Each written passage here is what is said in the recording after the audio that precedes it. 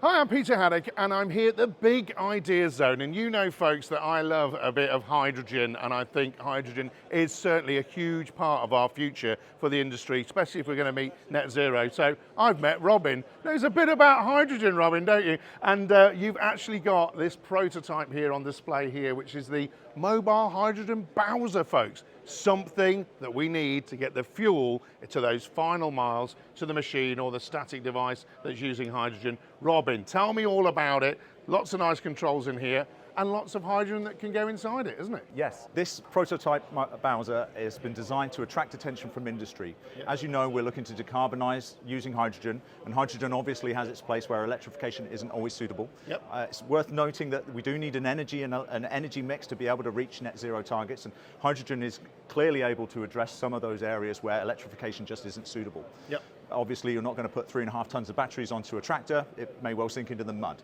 So this is where hydrogen finds itself in our decarbonisation journey. So the application of hydrogen, it's very important that it needs to be mobilised. Yep. It needs to be able to be transported around a site. It needs to be safe.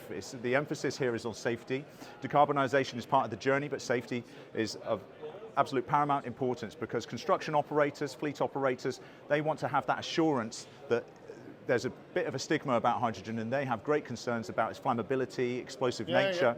So it's very important that we operate equipment that has unrivaled safety functionality. And so we're looking at that here, aren't we, here? So we've got a bank in here, and we'll get a close-up of this for you folks. We've got a bank of control systems here that allow you to actually monitor and regulate what's going on, but also allow you to charge and discharge hydrogen into this unit. That's so exactly correct. What, this is a prototype slightly smaller than what's actually going to be released by the team. That's correct. But how much are you able to carry from a hydrogen perspective, and explain to the audience how that relates to, say, litres of diesel in that kind of context? Okay, so it might not sound like a lot, but the system is designed to carry 74.5 kilograms of hydrogen at 500 bar pressure, a 50 MPa service.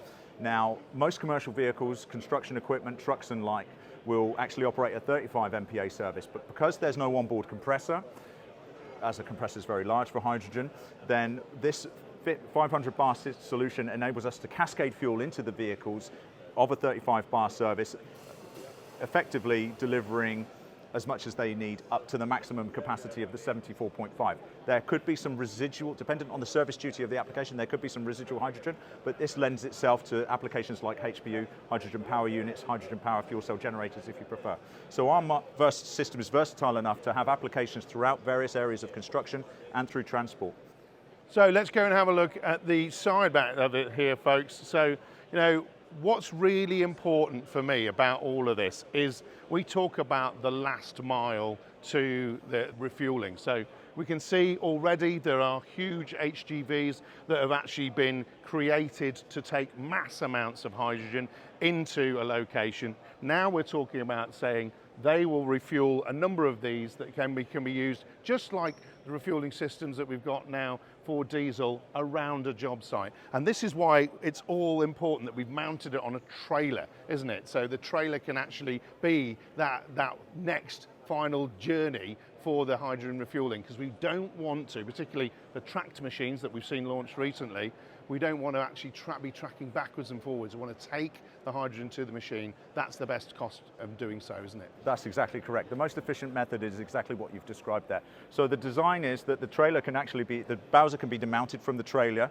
It can be lifted on these lifting eyes or forklift pockets, and it can be redeployed. We anticipate that some construction sites might operate 2 or 3 of these units, which then means that they can put them into rotation, shift rotation.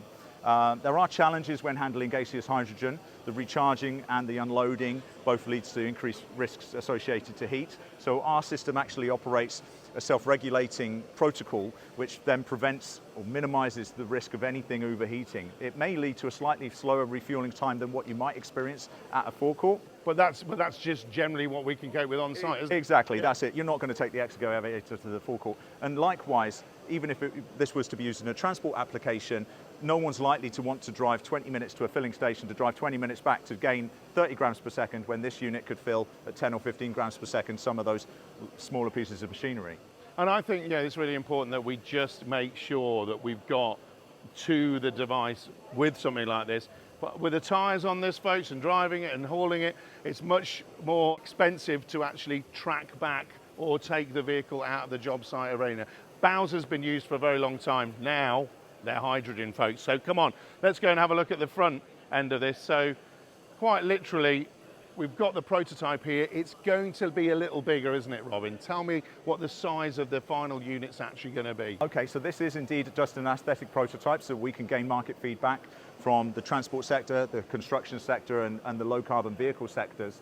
Effectively, the 74 kilogram 500 bar unit will be a little bit longer. It'll be 1.3 meters longer, and it will be around about an extra 100 mil on either side as well to give it that enhanced capacity. But it'll still be towable and absolutely mobile. The importance of our application is that it's safe, but it's also mobile, and it needs to be designed in such a way that it can be readily deployed and is versatile enough to suit varying applications so that it can be scaled efficiently.